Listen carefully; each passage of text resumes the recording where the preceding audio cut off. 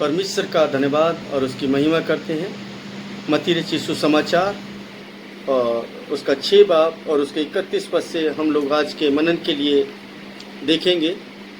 यहाँ पर कुछ इस तरीके से लिखा है, इसलिए यह कहकर चिंता न करो हम क्या खाएंगे अथवा क्या पिएंगे या हम क्या पहनेंगे, क्योंकि गैर यहूदी उत्सुकता से इन सब वस्तुओं की खोज में रहते हैं, परंतु तुम्हारा स्वर्गीय पिता जानता है कि तुम्हें इन सब वस्तुओं की आवश्यकता है।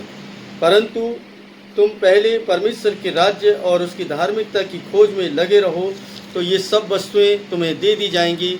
इसलिए कल की चिंता न करो, क्योंकि कल का दिन अपनी चिंता आप कर लेगा। आज के लिए आज ही का दुख बहुत है। परमेश्वर का एक बार फिर से हम धन्यवाद करते हैं कि उसने हमें अवसर दिया कि हम परमेश्वर के वचन पर मनन कर सकें। हम पिछले दिनों काफ़ी महत्वपूर्ण सब्जेक्ट पर चर्चा कर रहे हैं। हम जीवन में सफलता को कैसे देखें, सफलता कैसे पाएं, किस तरीके से हम अपने जीवन को सफल बना सकते हैं। और उसी की एक कड़ी है ये भी कि हमें अपने जीवन में करना क्या चाहिए और क्या हम करते हैं, इस पर मनन करने की आवश्यकता है। यहाँ पर हम देखते हैं कि प्रभु क्या कहते हैं, लोग क्या कहते हैं उससे मतलब नहीं है। लोग आपके जीवन में बहुत सारी बातें कर सकते हैं या आपको बहुत सारी शिक्षा दे सकते हैं, लेकिन प्रभु आपके जीवन के लिए क्या कहते हैं ये ज़्यादा महत्वपूर्ण है। और अगर हम इसके 25 पद में पढ़ते हैं तो वहाँ पर इस तरीके से लिखा है, इस कारण मैं तुमसे कहता हूँ कि अपने प्राण के लिए ये चिंता नहीं करना कि हम क्या खाएंगे या क्या पिएंगे, और नहीं अपनी देह के लिए कि क्या पहनेंगे। क्या प्राण भोजन से या देह वस्त्र से बढ़कर नहीं है। आप समझें कि परमेश्वर कहना क्या चाहता है, वो स्वर्गीय पिता कहना क्या चाहता है कि आपका जो शरीर है, आपके जो प्राण हैं, वो आपके भोजन और से कहीं और ज़्यादा, और देह भी कहीं उससे ज़्यादा महत्वपूर्ण है, जो आपका प्राण है। और अगर हम अपने प्राण को तृप्त रखना चाहते हैं, प्राण को अगर सुरक्षित रखना चाहते हैं, प्राण को आनंदित करना चाहते हैं, तो उसके लिए हमें कुछ प्रक्रिया को अपनाना पड़ता है। लेकिन क्या है कि हम दूसरी किस्म की प्रक्रिया को अपनाते हैं। इस संसार के अंदर उन क्रियाओं को करते हैं जो संसार हमें दे रहा होता है, लेकिन जो परमेश्वर हमें देता है उसको नहीं करते, जिसके कारण हमारे जीवन के अंदर जो चीज़ हमें मिलनी चाहिए वो चीज़ हमें नहीं मिल पाती है, और जिस चीज़ की हम कामना करते हैं वो बात हमसे दूर हो जाती है। आप जो संसार के अंदर देखते हैं वो खत्म होने वाली बातें हैं, व्यर्थ की बातें हैं। लेकिन जब परमेश्वर आपको कोई चीज़ देता है तो वो हमेशा के लिए होती है, और वो हमेशा के लिए आपके पास होती है। और जिस चीज़ को परमेश्वर देता है, जिस आशीष को, जिस भली वस्तु को परमेश्वर देता है, आपको बता दें कि उसमें आपको इस शुरुआत में कभी भी अच्छा नहीं लगेगा, क्योंकि कोई भी परमेश्वर के द्वारा दी जाने वाली वस्तु या कोई भी दी जाने वाली आशीष आपको शुरुआत में कभी भी अच्छी नहीं लगेगी, क्योंकि वो सांसारिक दृष्टि से आपके लिए व्यर्थ साबित होगी। लोग उसको गलत साबित करने का प्रयत्न कर रहे होंगे, और जब लोगों की बात आपके कानों में पड़ती हैं तो आप उस भली वस्तु को, भली बात को नज़रअंदाज करके लोगों की दृष्टि के अनुसार, लोगों की सोच के अनुसार, लोगों के विचारों के अनुसार अपने जीवन को चलाने का प्रयत्न करने लगते हैं। और जब लोगों की विचारधारा पर आपका जीवन आधारित हो जाता है, तो फिर आपके जीवन में तमाम मुश्किलें, क्लेश, दुख, परेशानियां शुरू हो जाती हैं, और फिर आपका जीवन चिंता में चला जाता है। और चिंता किस बात की होती है कि हम किस तरीके से अपने जीवन को सरवाइव करेंगे, किस तरीके से हम जीवन को चलाएंगे, हम क्या खाएंगे, क्या पिएंगे, क्या पहनेंगे, कैसे रहेंगे। और इन सब चीज़ों के लिए आप अपने जीवन के अंदर उठापटक में लग जाते हैं, और उस रास्ते को भूल जाते हैं जिस रास्ते पर चल करके आपको ये तमाम वस्तुएं मिल सकती हैं। परमेश्वर ने आपको इस संसार के अंदर भेजा है तो व्यर्थ में नहीं भेजा है। परमेश्वर ने आपको इस संसार के अंदर पैदा किया है तो इसका मतलब है उसके लिए उसके पास आपके लिए एक योजना है। आपकी जो योजना है वो फेल हो सकती है, लेकिन उसकी योजना कभी फेल नहीं हो सकती। आप चिंता करके अपनी आयु में एक घड़ी यानी एक पल भी नहीं बढ़ा सकते। आप चिंता कर सकते हैं, और ये चिंता करने का जो विषय है ये मनुष्य को बहुत भाता है, और ज़्यादातर लोग चिंता में रहते हैं। किसी को किसी बात की चिंता होती है कि मेरा घर परिवार कैसे चलेगा, मेरी नौकरी कैसे ना बची रहेगी, या मुझे कैसे नौकरी मिलेगी, या मेरी पढ़ाई लिखाई कैसे होगी, या मुझे कपड़े कैसे मिलेंगे, मेरे पास खाने का साधन कहाँ से होगा, मेरे बच्चे कैसे सुरक्षित रहेंगे, और मेरे बच्चों की शादी कैसे होगी, और किस तरीके से मैं अपनी मुश्किलों से दूर रहना हो सकता हूँ। यानी चिंताओं के हजारों विषय हो सकते हैं, और उन हजारों विषयों में से कुछ ना कुछ विषय सदैव आपके समक्ष रहते हैं। लेकिन ये विषय आपको चिंता करने के लिए प्रेरित करते हैं, और जब चिंता आपके जीवन में आती है तो आपके जीवन में एक शब्द की एंट्री और हो जाती है, और वो उसके साथ साथ चलती है, और वो है डर। कैसे होगा, कैसे करूँगा, यानी कि एक डर लगा रहता है। अगर ऐसा नहीं हुआ तो फिर क्या होगा, ऐसा नहीं कर पाया तो कैसे होगा।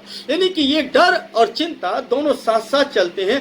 जिस पर जीवन के अंदर चिंता आ गई, समझो डर उसके जीवन के अंदर आ गया, और जिसके अंदर डर आ गया उसके अंदर चिंता अपने आप आ जाएगी। ये दोनों शब्द हमेशा भाई बहन के जैसे साथ साथ चलते हैं।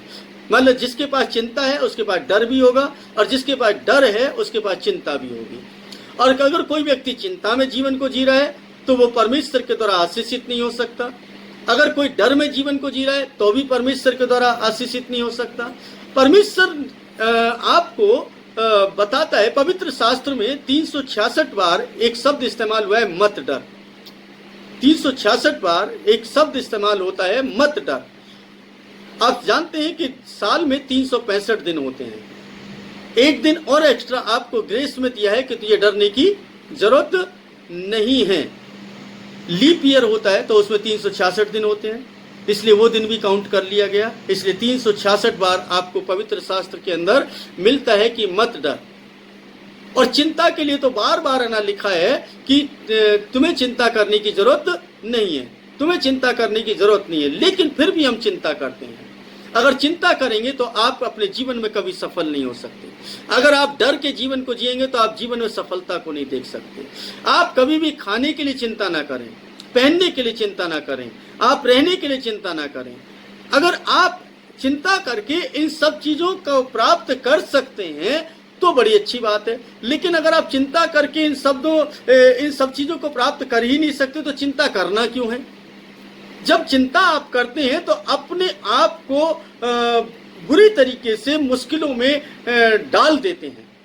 इसलिए प्रभु कहते हैं कि इसलिए यह कहकर चिंता न करो कि हम क्या खाएंगे या क्या पिएंगे, या हम क्या पिएंगे या क्या पहनेंगे। यानी कि इन सब चीजों की चिंता करने की आवश्यकता नहीं, क्योंकि गैर यहूदी उत्सुकता से इन सब वस्तुओं की खोज में रहते हैं।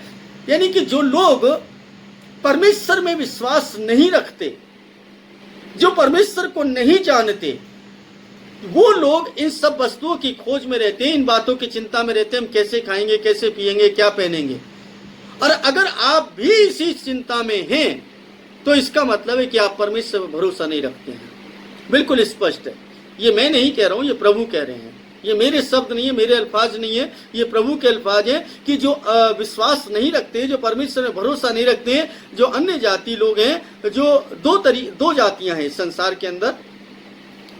वैसे तो आपको हजारों जातियां मिलेंगी, लेकिन परमेश्वर की दृष्टि में दो जातियां हैं। एक तो वो जो परमेश्वर में विश्वास करते हैं वो लोग, और एक वो जो अविश्वासी हैं, जो परमेश्वर में विश्वास नहीं करते हैं, अपने आप पर विश्वास रखते हैं या लोगों पर विश्वास रखते हैं। तो दो जाति परमेश्वर की दृष्टि में है। एक वो विश्वासी जो परमेश्वर में विश्वास करते हैं, एक वो जाति जो परमेश्वर में विश्वास नहीं रखती है, अविश्वासी और विश्वासी। अब जब आप चिंता करते हैं तो आप अविश्वासी हो जाते हैं, आप परमेश्वर के राज्य के योग्य नहीं हैं। जब आप डर में जीवन को जीते हैं तब भी आप विश्वासी नहीं कहलाए जा सकते, तब भी आप है ना अविश्वासी कहलाए जाएंगे। क्यों? क्योंकि ये मैं नहीं कह रहा हूं, बल्कि ये परमेश्वर का वचन कहता है। प्रभु यीशु मसीह इस बात को बोलते हैं कि अन्य जाति इन सब बातों की चिंता में रहते हैं। चिंता आपको जीवन में उस मुकाम पर लेकर के जाती है जिस मुकाम पर आप कभी जाना नहीं चाहते। और अगर आप जीना चाहते हैं अच्छे से तो आपको परमेश्वर पे भरोसा रखना पड़ेगा और इस बात पे भरोसा रखना पड़ेगा कि तुम्हारा स्वर्गीय पिता जो है वो जानता है कि तुम्हें किस चीज की आवश्यकता है।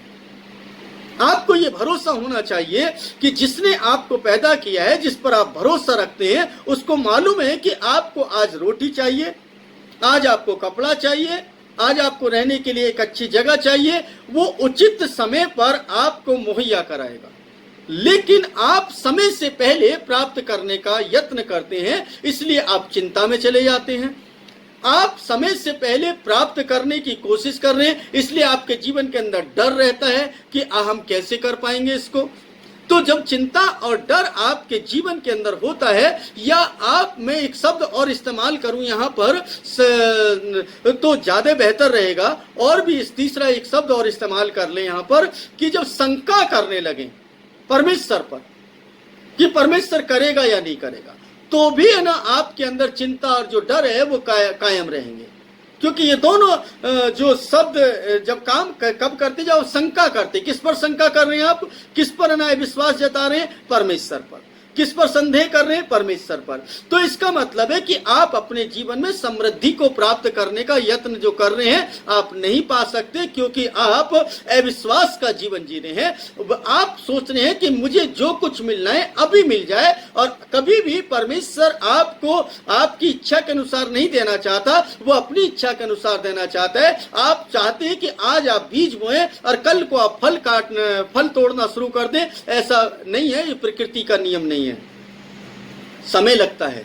आपने बीज बोया, अंकुरित हुआ, बीज पौधा बना, वो एक दरख्त बना, और दरख्त बनने के बाद तब उस पर फल लगते हैं, और वो भी साल में एक बार लगते हैं, और उस फल का आनंद आप उठाने पाते हैं। ठीक उसी तरीके से आपके जीवन के अंदर भी परमेश्वर ने एक निर्धारित कर रखा है कि मैं आपको उचित समय पर बढ़ाऊंगा, इसलिए तुम्हें चिंता करने की जरूरत नहीं है। जो चीज आपको बुरी लग रही है अपने जीवन के अंदर, जो काम आपको बुरा लग रहा है, आप समझ लें कि वही काम आपके लिए सबसे अच्छा है। क्यों? क्योंकि जो काम सांसारिक दृष्टि से आपको बोझ में लगे, मैं ये नहीं कह रहा कि हर कार्य के लिए, बल्कि जो सांसारिक दृष्टि से जो कार्य आपको बोझ लग रहा है वो कार्य परमेश्वर की तरफ से होगा, ध्यान रखें। और जो कार्य आप ना परमेश्वर की तरफ से इच्छा के अनुसार करेंगे उसका प्रतिफल भी आपको अच्छा मिलेगा। लेकिन उसकी प्रक्रिया कैसे शुरू होती है कि आपको ये सारी वस्तुएं खाने के लिए चाहिए, आपको पहनने के लिए चाहिए, आपको रहने के लिए चाहिए, तो आपको मिलेगी कैसे? उसकी एक प्रक्रिया है, एक नियम है, कुछ कानून है, कुछ विधियां हैं, कुछ व्यवस्था है जिसको आपको पालन करना पड़ेगा। और जब उसका पालन आप करेंगे तो परमेश्वर आपको उचित समय पर अवश्य वो वस्तुएं देना शुरू कर देगा। और ये जीवन की सफलता का सबसे मूल मंत्र कह सकते हैं इसको। और वो क्या है? परंतु तुम पहले उसके राज्य और उसके धर्म की खोज करो। हम परमेश्वर के राज्य की खोज करें और उसके धर्म की खोज करें, यानी हमें पहले उसके राज्य, उसका राज्य क्या है, वो क्या चाहता है, उसके राज्य में क्या क्या होना चाहिए, उसके राज्य को किस तरीके का ना हम देखना चाहते हैं, क्या जैसा हमारा जीवन है वैसा हम परमेश्वर के राज्य को में जा सकते हैं। अगर हम उसके राज्य के योग्य नहीं है तो कैसे वो हमें तमाम वो चीज़ें मुहैया कराएगा, किस तरीके से वो हमें देगा? नहीं देगा। आप अगर सोचते हैं कि आप प्राप्त कर लेंगे, नहीं प्राप्त कर सकते। ये परमेश्वर का वचन बताता है, ये मैं नहीं बता रहा हूँ, क्योंकि आप अयोग्य हैं, अविश्वास में जीवन को जी रहे हैं, आप भय में जीवन को जी रहे हैं। आपको क्यों मिलेगा? आप तो चिंता में लगे हैं। तो चिंता करने वाले को कभी भी कुछ नहीं मिलता है। चिंता ना करे कोई व्यक्ति, ऐसा हो नहीं सकता। डर किसी के जीवन में ना आए, ऐसा हो नहीं सकता। ये तो आपको प्रतिदिन आएंगे, हर दिन आपके दरवाजे पर दस्तक देंगे, हर दिन आपके दिल के दरवाजे पर दस्तक देगी चिंता, हर दिन आपके दिल के दरवाजे पर दस्तक देगा डर, क्योंकि ये तो आपके जीवन से जुड़े हुए वो शब्द हैं, वो क्रियाएं हैं जिनसे आप कभी बच ही नहीं सकते। अब यहाँ करना क्या है? हमें परमेश्वर के इच्छा को पूरा करते हुए कि मेरे अंदर जो है वो उससे कहीं ज्यादा ताकतवर है जो इस संसार के अंदर है, जो डर लेकर के आता है। अगर पहला यूहन्ना एक बाप उसके पहला यूहन्ना 4 बाप और उसके 4 पद को हम पढ़ते हैं तो वहां पर लिखा है कि हे बालको, तुम इस बात से अनभिज्ञ न रहो कि जो तुम्हारे अंदर है वो उससे जो संसार में है कहीं अधिक बढ़ करके है, कहीं ज्यादा सामर्थ्य है। इसका मतलब है कि परमेश्वर का आत्मा जो हमारे अंदर है वो ज्यादा सामर्थ्य है उससे जो बाहर है, और वो दिखाई दे रहा है। वो है ना लड़ने के लिए तैयार है, वो है ना डराने के लिए तैयार है, वो चिंता में डालने के लिए तैयार है, लेकिन जो हमारे अंदर है उसको हम जागृत नहीं कर पा रहे हैं, उसको हम मौका नहीं दे रहे कि वो जाकर के लड़े। तब क्या होगा, वो डर हम पर हावी हो जाएगा, चिंता हम पर हावी हो जाएगी, और जब ये दोनों चीजें हावी हो गई तो संदेह तो हमारे साथ साथ बना ही रहता है। फिर हम जो पाना चाहते वो नहीं मिलने पाता, क्योंकि उस तरीके से क्रिया नहीं करने पाते। चिंता में रहने वाला व्यक्ति कभी कोई अच्छा काम कर पाता है? नहीं कर पाता। डर में रहने वाला व्यक्ति कोई अच्छा काम कर पाता है? नहीं कर पाता। जो व्यक्ति संदेह करता है क्या कभी कुछ पाता है? नहीं पाता, क्योंकि प्लस माइनस माइनस होता है। कभी एक बार तो वो कहता है कि हाँ हो जाएगा, एक बार कहता है नहीं होगा। तो है ना, मैथ का फार्मूला है भाई, अगर पढ़े लिखे हैं आप लोग तो समझ लें, मैथ का बिल्कुल सिंपल फार्मूला है, प्लस माइनस माइनस होता है। वो कभी भी है ना प्लस में नहीं जाएगा, प्लस माइनस माइनस, यानी कि ये फॉर्मूला है, मैथ का फार्मूला है। जब आप है ना नेगेटिव भी बात करते हैं और पॉजिटिव भी बात करते हैं, आप समझ लें कि आपके जीवन में जो कुछ होना है वो नेगेटिविटी के साथ होना है। अगर नेगेटिव ही रिजल्ट आना है, पॉजिटिव रिजल्ट कभी नहीं आएगा। जब पॉजिटिव रिजल्ट आएगा ही नहीं तो हमें ना क्यों है ना उसको अपने जीवन के अंदर एंट्री करने दे रहे हैं संदेह को। जब संदेह आ गया तो समुद्र की लहरों की मानी दे, कभी तो आपका विश्वास ऊपर जाता है, नहीं परमेश्वर मेरे लिए सब कुछ करेगा, परमेश्वर सब कुछ है, और एकदम से समुद्र की लहर जैसे नीचे आती है और फिर ना कहते हैं शायद कैसे होगा। एक बार आप कहते हैं कि नहीं मेरे लिए परमेश्वर ने बहुत अच्छा कर दिया, परमेश्वर ने मेरे लिए बहुत अच्छा कर दिया, दूसरे ही पल आप है ना बोलने लगते हैं ओ मेरे साथ तो ना बहुत बुरा हो रहा है, मैं तो है ना मेरी ये सब चीज़ अच्छी नहीं लग रही, मेरे लिए ये काम अच्छा नहीं है, बहुत सारी बातें आप बोलने लगते हैं। तो जानते हैं क्या है कि अविश्वास को दर्शा रहा है। आपके जीवन के अंदर जो परमेश्वर देना चाहते हैं उस चीज को आप प्राप्त नहीं करना चाहते, और जिस चीज को आप प्राप्त करना चाहते वो ज्यादा दिन स्थिर रह नहीं सकती। परमेश्वर आपको वो देना चाहता है जो आपके लिए अच्छा है, आप वो पाना चाहते हैं जो आपके लिए अच्छा नहीं है। जब मनुष्य इस बात को समझ ले कि जो आपके लिए अच्छा नहीं है वो परमेश्वर की इच्छा के अनुसार नहीं हो सकता है, तो आप परमेश्वर के इच्छा के अनुसार जो आपके लिए रखा है उसको प्राप्त करने का यत्न करें, भरोसा करें, और फिर देखिए परमेश्वर के राज्य और धर्म की खोज करते हुए जब है ना आप चलेंगे तो आपको ये तमाम वस्तुएं, चाहे वो खाने की है, चाहे वो पीने की है, चाहे वो आपको पहनने की है, चाहे आपको रहने की है, चाहे आपकी सुख सुविधा से संबंधित कोई भी वस्तु है, वो सब चीजें मिलना शुरू होंगी। लेकिन अगर आप ये सोचें कि मैं ना बहुत बुद्धिमान हूँ, मैं बहुत ताकतवर हूँ, मैं ना बहुत समृद्ध व्यक्ति हूँ, मेरे पास बहुत पैसा है, मैं सब कुछ हासिल कर सकता हूँ, तो आप भूल जाएं कि अच्छे से अच्छे भी पैसे से कुछ नहीं हासिल कर सकते। मैं अब एक उदाहरण दिया करता था बहुत पहले, बिरला के बारे में आप सुनते हैं या बड़े बड़े लोगों के बारे में सुनते हैं, उनके पास पैसा बहुत है। आपको मालूम है वो बीमारी से ग्रस्त हैं, डायबिटीज है, किसी को है ना ब्लड प्रेशर की समस्या है, किसी को हार्ट की समस्या है, और वो रोटियां वो अच्छा भोजन नहीं कर सकते। क्या फायदा उस धन दौलत से जो आप एक अच्छा भोजन नहीं कर सकते। परमेश्वर ने आपको कहा है कि खा पी और ऐश के साथ रहे। क्या फायदा होगा आपको ना ऐसे जीवन से जो है ना आपके लिए आनंद प्रदान ना कर सके। बिरला जो है वो रोटी के ऊपर का जो फूल जाती है और उसके ऊपर का जो निवाला है, मैंने कहीं पढ़ा था एक बार कि उनकी डाइट के बारे में लिखा था, तो बहुत साल पहले मैंने पढ़ा था कि उसकी रोटी के ऊपर का जो फूल जाती है और उसका जो छिलका सा होता है, जो फूला हुआ होता है, उसको तोड़ करके वो दाल में भिगो करके खाते हैं। अब सोचिए कि इतनी बड़ी हस्ती वो रोटी तक नहीं खा सकते।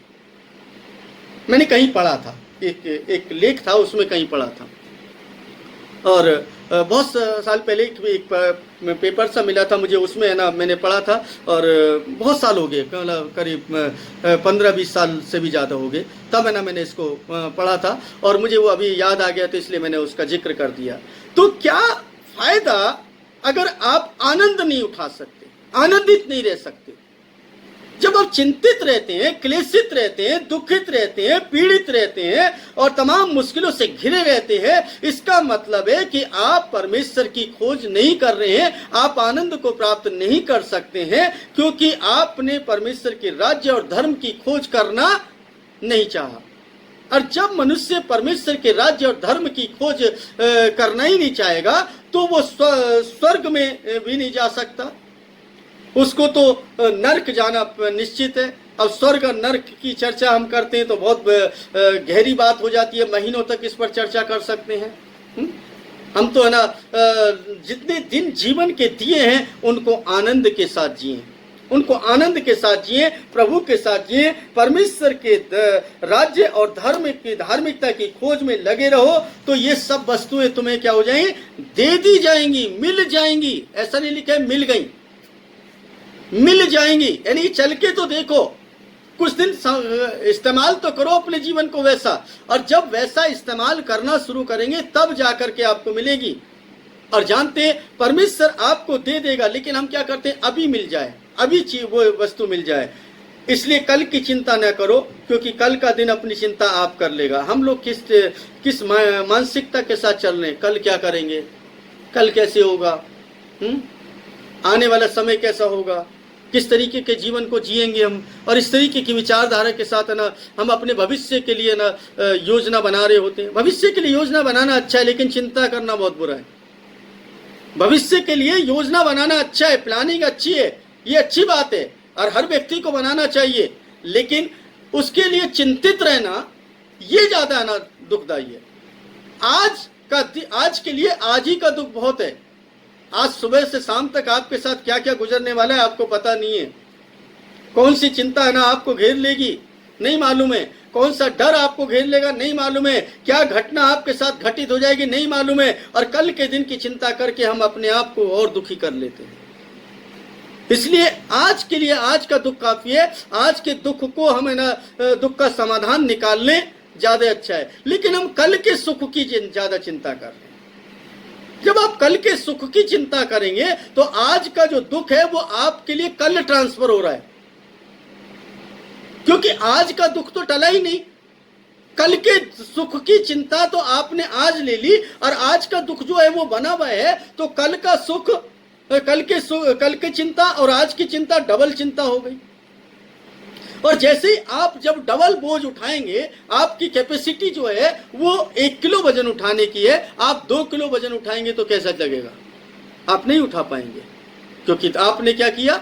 जितनी आपकी कैपेसिटी है उससे कहीं ज्यादा वजन उठा रहे हैं, और जब उससे ज्यादा वजन उठाना शुरू कर दिया तो आप क्या होंगे?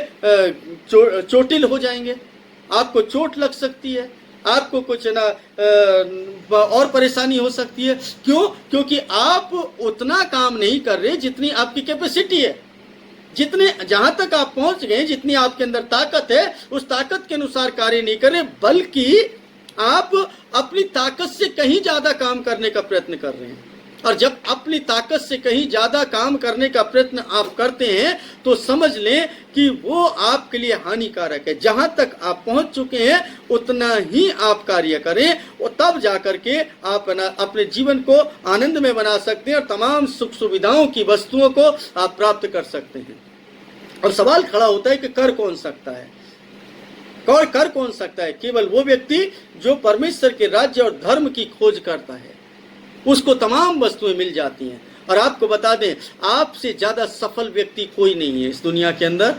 हर व्यक्ति सफलता का प्रारूप है, हर व्यक्ति सफल हो सकता है, केवल उसको काम करने का तरीका आना चाहिए। हर एक व्यक्ति को परमेश्वर ने इस पृथ्वी पर अच्छा करने के लिए भेजा है, बुरा करने के लिए नहीं भेजा। लेकिन मनुष्य के जीवन के अंदर 50% वो होता है जो परमेश्वर ने निर्धारित किया होता है। बहुत ही महत्वपूर्ण बात बता रहा हूं, अंतिम समय में हूं, अंतिम क्षणों में मैं आपको बता रहा हूं कि परमेश्वर ने 50% वो रखा है आपके जीवन में, जो उसने निर्धारित कर रखा है कि आपके साथ ये सब कुछ घटित होगा। और 50% आपको इस संसार के अंदर कर्म करना होता है। जिस कर्म को करने के लिए आपको इस संसार में जन्म दिया है, उस कर्म को करना पड़ेगा। और इसीलिए हम पवित्र शास्त्र के अंदर पढ़ते हैं, विश्वास कर्म के बिना मरा हुआ है। अगर आपके जीवन के अंदर एक्सीडेंट होना परमेश्वर ने निर्धारित किया है, तो वो एक्सीडेंट होगा, अवश्य होगा। आपको धनवान बनाने के लिए परमेश्वर ने रखा है, तो धनवान आपको बनाएगा, उसके लिए एक रास्ता भी बनाएगा। आपके लिए बीमारी रखी है परमेश्वर ने, तो उस 50% के अंदर ही है सब कुछ। अब 50% जो आपको कर्म करने के लिए दिया है, आपके कर्म अगर अच्छे होंगे, अच्छे रास्ते पर होंगे, परमेश्वर की राह पर होंगे, तो वो जो अच्छाई का प्रतिशत है उस 50% के अंदर उसका प्रतिशत बढ़ जाएगा। और जैसे ही उसका प्रतिशत बढ़ेगा, आपका जीवन अच्छा होगा। और जो आपके जीवन के अंदर जो 50% परमेश्वर ने निर्धारित किया है, उस 50% के अंदर जो आपके लिए बुरा था, आपके लिए जो दुखदाई था, वो आपके कर्मों के अनुसार जब आप अपने जीवन के अंदर परमेश्वर के विरुद्ध होकर के बुरे कर्म करने लगते हैं, बुराई के रास्ते पर चले जाते हैं, बुरी सोच रखने लगते हैं, बुरे विचार रखने लगते हैं, तो उस बुराई का प्रतिशत बढ़ जाता है। और जो आपके साथ अच्छा होना होता है, वो अच्छा भी नहीं होता है, और आपके साथ बुरा और बुरा होने लगता है। जो आप पाना चाहते हैं वो पा नहीं पाते, क्योंकि आपने उस कर्म को अच्छे से नहीं किया। और वो कर्म आपको केवल और केवल परमेश्वर बता सकता है, परमेश्वर का वचन बता सकता है, परमेश्वर के आत्मा बता सकता है। इस संसार के अंदर आपको कोई भी व्यक्ति नहीं समझा सकता। हर व्यक्ति के जीवन का आनंद जो है वो स्वयं के पास है, आपके पास में है। हर व्यक्ति की सफलता उस व्यक्ति के पास है जो व्यक्ति जीवन को जी रहा है, किसी दूसरे के पास नहीं है। अगर कोई व्यक्ति ये कहता है कि मैं आपको सफल कर दूंगा, या मैं आपको आनंदित कर दूंगा, मैं आपको खुशहाल कर दूंगा, मैं आपको धनी बना दूंगा, मैं आपको ताकतवर बना दूंगा, तो मैं आपको बता दूं, वो व्यक्ति से हमेशा सतर्क रहें, क्योंकि वो व्यक्ति केवल और केवल आपको धोखा देगा और कभी आपके लिए काम नहीं करेगा। ये बिल्कुल फैक्ट है, इसको नोट कर लीजिए आप। लेकिन परमेश्वर ऐसा नहीं करेगा। परमेश्वर आपको समझ देगा, आपको बुद्धि देगा, आपको उस तरीके से मजबूत बनाएगा कि आप कर सकते हैं, क्योंकि आपके अंदर की जो एबिलिटी है, आपके अंदर की जो खूबी है, ये परमेश्वर जानता है। और जिस दिन आपकी खूबी को आप पहचान लेंगे, अपने अंदर के व्यक्तित्व को आप पहचान लेंगे, उस दिन आप जीवन में सफल होना शुरू हो जाएंगे। क्या आपके लिए रखा है, ये आप नहीं जानते, ये परमेश्वर जानता है। ये उस स्वर्गीय पिता को पता है कि आपके लिए क्या अच्छा है, क्या बुरा है। ये आप डिसाइड नहीं करेंगे, या ये दुनिया डिसाइड नहीं करेगी। आप परमेश्वर के लोगों से पूछें, परमेश्वर कौन से मार्ग को पसंद करता है। हम किसको पूछ रहे होते हैं? दुनिया के लोगों को, जिनको पता ही नहीं है। और क्यों? क्योंकि जीवन को जीना एक कला है। मैं हमेशा कहता हूं, जीवन को जीना एक कला है। आप ना किसी भी चीज में एक माहिर व्यक्ति हो सकते हैं, लेकिन वो अच्छा जीवन जी सकता है ये जरूरी नहीं है। एक साइकिल मैकेनिक बहुत अच्छा मैकेनिक हो सकता है, लेकिन अच्छे जीवन को जी सके ये उसको नहीं मालूम है। एक डॉक्टर एक अच्छे जीवन को अच्छी डॉक्टरी कर सकता है, वो अच्छे ना ट्रीटमेंट दे सकता है, लेकिन वो अच्छा जीवन जी सकता है ये जरूरी नहीं है। एक इंजीनियर एक अच्छी ना इंजीनियरिंग कर सकता है, अच्छी बिल्डिंग बना सकता है, अच्छा ना इंस्ट्रूमेंट बना सकता है, मशीनरी बना सकता है, वो सब कुछ कर सकता है, लेकिन अच्छा जीवन वो जी सके ये जरूरी नहीं है। उसके लिए उसके जीवन के लिए सलाह की आवश्यकता है। केवल और केवल वो अपने उस पर्टिकुलर बात की कर रहा है। जीवन कैसे जीना है ये उसको नहीं मालूम है। जीवन तो परमेश्वर आपको जीना सिखाएगा। मेरे पास डॉक्टर्स भी आते हैं, इंजीनियर्स भी आते हैं, प्रोफेसर, लेक्चरर, लॉयर, यानी ना जाने कौन कौन से लोग हैं, वो केवल जीवन की सलाह लेने के लिए आते हैं। और मैं देता हूं, ऐसा नहीं है, मैं भी केवल परमेश्वर के इस वचन से बता देता हूं कि परमेश्वर का वचन ऐसा बताता है, आपको ऐसा करना चाहिए। मेरे पास भी कुछ नहीं है, यानी मैं नहीं सिखाता, यानी मैं उसके सवालों को लेकर के उस वचन से नापता और तोलता हूं, और उसके बाद उसको बताता हूं कि ये काम ऐसे कर लेना चाहिए क्योंकि परमेश्वर ऐसा बताता है। इस दुनिया का प्रत्येक व्यक्ति अपने कार्य में जो कार्य वो कर रहा है उसमें परिपक्व हो सकता है, लेकिन वो दूसरे फील्ड के विषय में परिपक्व नहीं हो सकता। और हर व्यक्ति, जो व्यक्ति अपना कार्य कर रहा है, वो उस व्यक्ति में उस फील्ड के अंदर माहिर हो सकता है, उस फील्ड के बारे में बता सकता है। दूसरे फील्ड की बात नहीं कर रहे हम।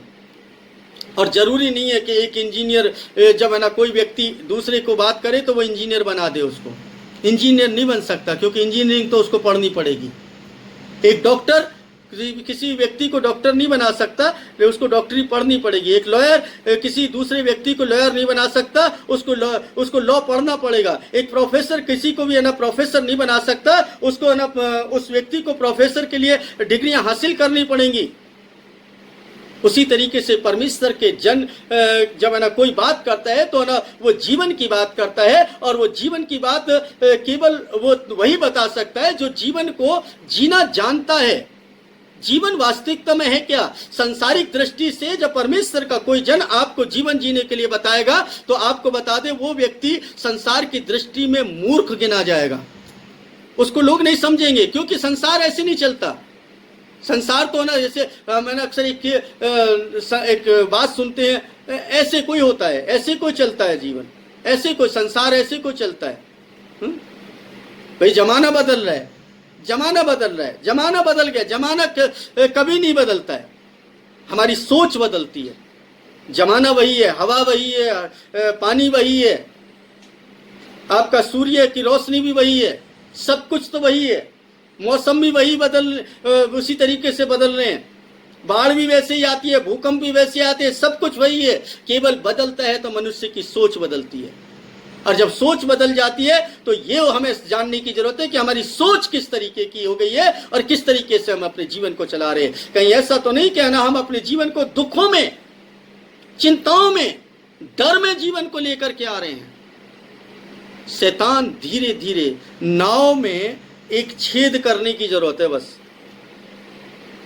आपके धार्मिक जीवन को बर्बाद करने के लिए शैतान को कोई ज्यादा वो करने की जरूरत नहीं पड़ेगी। ठीक उस तरीके से जैसे नाव में एक छेद कर दीजिए, बहुत समय तक वो नाव चलती रहेगी, थोड़ा थोड़ा पानी आता रहेगा, थोड़ा थोड़ा पानी आता रहेगा, और लोगों को लगेगा कि ना नाव तो चल रही है। ठीक उसी तरीके से अच्छा जीवन भी चलता रहेगा, और वो बुराई आपके अंदर घुसती रहेगी, घुसती रहेगी, घुसती रहेगी। और एक दिन आएगा कि जब वो बुराई ज्यादा बढ़ जाएगी, वो पानी नाव के अंदर ज्यादा बढ़ जाएगा, नाव को डुबाना देंगे कि वो डूबने लगी है, तब है ना आपको मालूम चलेगा कि वो तो ज्यादा ही हो गया, अब निकालना भारी पड़ रहा है। इसलिए परमेश्वर के वचन के अनुसार अपने जीवन को जांचें, परखें, और एक बात को ध्यान रखें, पहले उसके राज्य और धर्म की खोज करें। ये तमाम वस्तुएं आपको मिल जाएंगी। परमेश्वर आप सभी को आशीष दे, आपका दिन शुभ हो, और आप परमेश्वर में बने रहें, और आप समृद्धशाली हो सकें। परमेश्वर का धन्यवाद करते हैं।